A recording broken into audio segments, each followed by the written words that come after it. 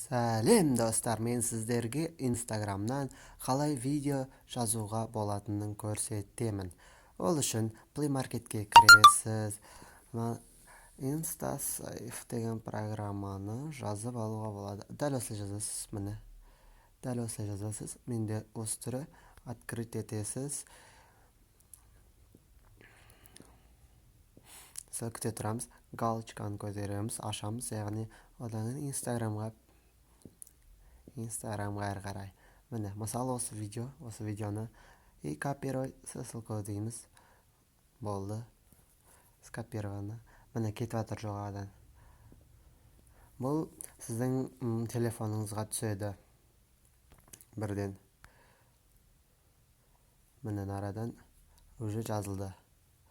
Көріп өтсеңіз болады. Келесі екінші бір тәсілін айта кетейін.